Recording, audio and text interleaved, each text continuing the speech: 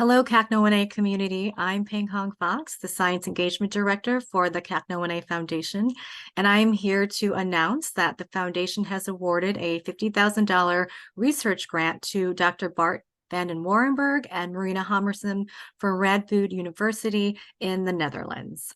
Dr. Warrenburg is a neurologist and principal investigator in the Department of Neurology at Radboud University Medical Center and also the Donders Institute of Brain, Cognition, and Behavior. And he's also the head and founder of the Expert Center for Rare and Genetic Movement Disorders. Marina Hommersom is finishing up her PhD work under the mentorship of Dr. Warrenburg, and she's been focusing on using iPSCs to study the impact of CACNA1A variants on brain circuitry and synaptic transmission. So I'd like to welcome Marina and Bart all the way from the Netherlands right now. It's the evening for them, or close to, or yeah, later in the evening. But welcome to the CACNA1A community and to the Research Network. Thank you for being here today to talk about your work on developing a drug screening assay for CACNA1A variants. And we're excited to hear how this is going to impact those living with CACNA1A related disorders.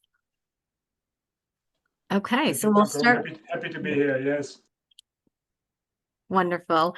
Okay, so question one, before we get into the details of the project, could you please both tell us how you got interested in CACNA1A and CACNA1A related disorders?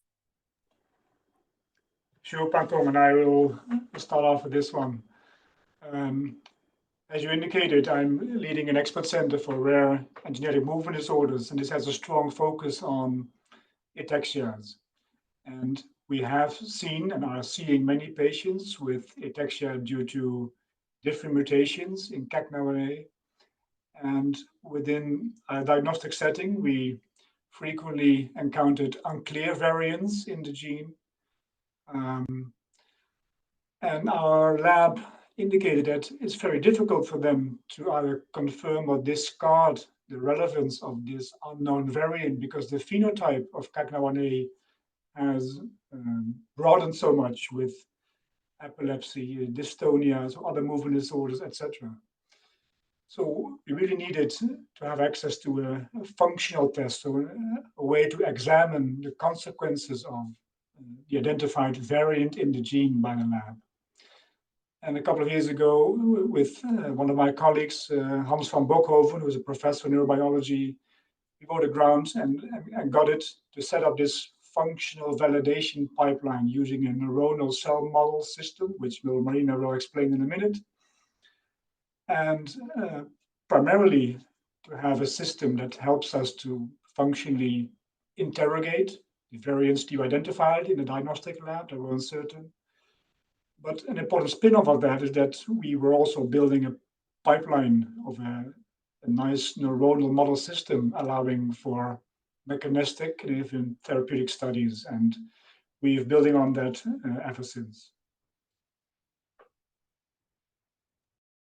Thanks, Bart. And what about you, Marina?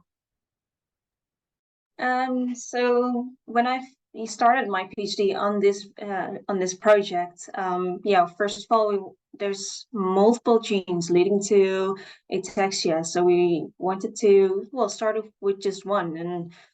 And because there's so many variants of which we don't know what they're doing to the calcium channel, we actually chose at that point for CACNA1A. And it got me, as PhD student, involved in this full world of different disorders linked to CACNA1A, and also at the end it got me involved in this beautiful network.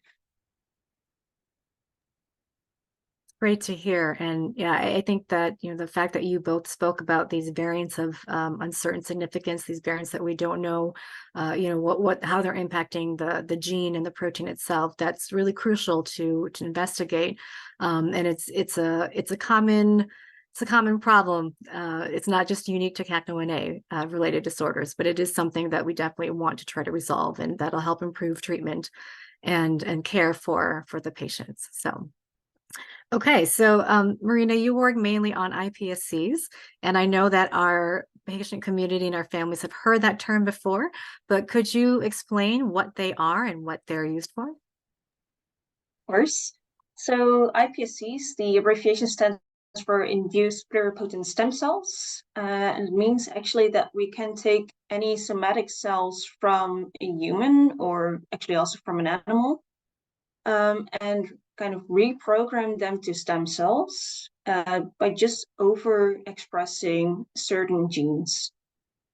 These stem cells can then differentiate to any cell type of the body via factors outside. And because the brain is, of course, as kind of a human material, it's very inaccessible. You can only have access to a brain by post-mortem brain research. So that's why it's used a lot in neuroscience. So we have lots of protocols nowadays to differentiate iPSCs towards neurons. And the advantage of that is it's human specific. So you have all the like genetic background, what we call that. So all the variants that a human has in there, also the variant of interest often. And because the context is kind of for especially this calcium channel, animal models have been super instrumental investigating these calcium channels, but now the field is moving forward to investigating in a context-specific manner this calcium channel in a human. So that's definitely a useful tool. And then another useful tool that which can be applied on iPSCs is CRISPR-Cas gene editing. It's a long word, but it basically means that we can now, for example, rescue variants that are in the gene. And then we have kind of from a patient line, we can just generate a control line and then compare what the outcome of the specific variant is, no matter the genetic background. Thanks for that explanation. And yes, the really nice thing about these iPSCs that are patient derived is that we can also, these cells can be generated simply from blood samples. And so, you know, a sort of a routine blood draw can provide the cells that can be reprogrammed into these iPSCs that can be used to study the disease outside of the body. So it's great that you've chosen such a great model system to work on. Okay, so we'll come to the meat of this interview, which I'm sure everyone is excited to hear about. Could you provide a lay summary of the research that we're funding and how this will move our community closer towards CACNA1A specific treatments? Yes, I'll start off with that. So with this, with the work I've been doing the last 4 or 5 years, is that we're building a platform in which we use a plate that can record the electrical signals that neurons generate. So neurons always generate electrical signals called action potentials, and we can actually just, like you would do a heart movie, you can actually just record how these cells communicate with each other. And what we've been doing mainly is looking at how this communication is going when we have so-called loss of function variants of CACNA1A. So when the channel is either like absent or like there's no calcium flow into the cell, how would that change this communication? And what we will do with this grant is actually looking into a gain of function variant. So when there's flowing more calcium into the cell, how will this change actually the communication pattern of these cells? So the idea is to, first of all, do this on so-called excitatory neurons, so neurons that kind of stimulate each other, for which we've also been doing all that work on the loss of function variants, so we can actually compare our data, gain of function versus loss of function. And we'll make the first steps also to characterize this variant, this gain of function variant, in inhibitory neurons, so cells that actually inhibit the electrical communication between other cells. So that's very exciting. Also next to that, we'll take the first step towards personalized medication. So we have selected a few CAF 2.2, so CACNA1B inhibitors, to kind of counteract the gain of function of CAF 2.1, so CACNA1A, and see if this would restore then the electrical pattern from the gain of function neurons towards control levels. Yeah, I think if I can, Marina has nicely zoomed in, but if I zoom out a bit, in the introduction, we mentioned that CACNA1A is associated with all these different phenotypes, different clinical manifestations, and these will in part be explained by different mutations in the gene. So we also need to understand the effects of different mutations. And with this grant, this allows us to also, as Marina said, examine not only loss, but also gain of function variants. So we get a picture of the full spectrum of mutations and the consequences. And this is also the first time that we can also test whether our platform or pipeline is suitable to investigate the effects of this specific drug. But if so, then also for other new drugs that perhaps we and others might identify as putative candidate drugs for this disorder. I think the spin-offs indirectly also equally relevant as the actual research within the grant of the foundation. Thank you so much for that. And I just want to make a note too. I know that for some of our families out there, they've heard about cell work and they've heard about how variants are being studied in cells. And those are, simple mammalian cells, which provide a really great platform to figure out, number one, is the loss or is the variant having a loss of function impact or a gain of function impact just on a cell in an isolated system. And now what Bart and Marina are doing is going to that next level, and they can start to look at the impact of those variants in a neuronal cell system and in a neuron, which is the type of cell that's in your brain, and that's where we're really trying to study the disease. So this is again a really great step in evolution towards really trying to figure out what's happening in the brain when we have these variants in the CACNA1A gene.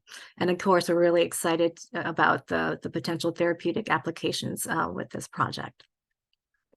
Okay, so last question here for both of you. What are you the most excited about regarding this project and working with the CACNA1A Foundation and community? Well, let me start out, and Marina can chip in after that too. Well, I think for the project itself, we have touched upon that, I think, when answering your previous question, Pankong, but I wanted to say that when I was interacting with you guys for the first time, I was really struck by your professionalism and the network you've built and the expertise already in your foundation. And it was great working with you. And this is a seed grant, and this has already been successful for us because, and I cannot disclose too much details yet, but based on our own work and track, but also because of the interactions with you and the network you're providing us with, has positioned us to get a grant from a Dutch organization to expand our CACNA1A work, trying to evaluate the effects of existing drugs on specific variants in the gene. So it's quite exciting. So I think this sort of seed grant is really a good instrument to further expand the CACNA1A research worldwide. So that was really, really great to see that. And I think for a not so junior researcher as Marina, I think also exposing her to your foundation has been quite instrumental, but I think she can explain her own experiences better than I can. Yes, so for me, it's definitely, I'm super excited now, of course, to work on this new variant, the gain of function variant, whereas I have been working on loss of function mainly.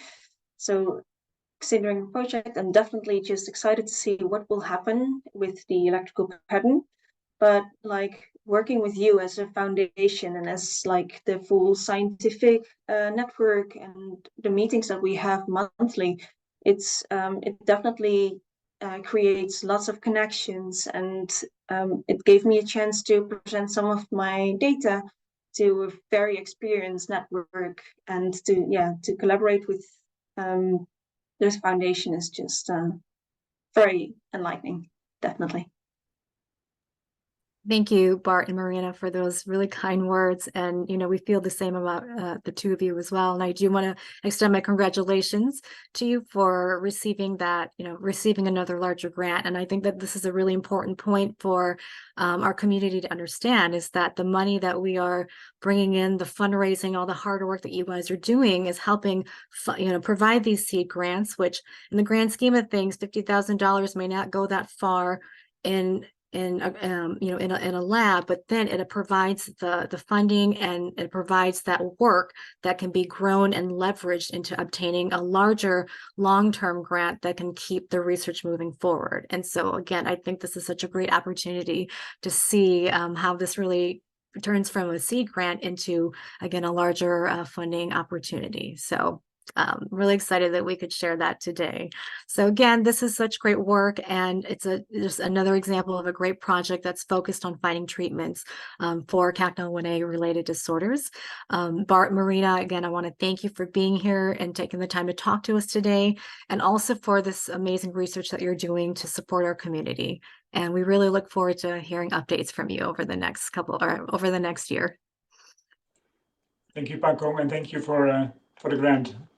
Keep up the good work over there.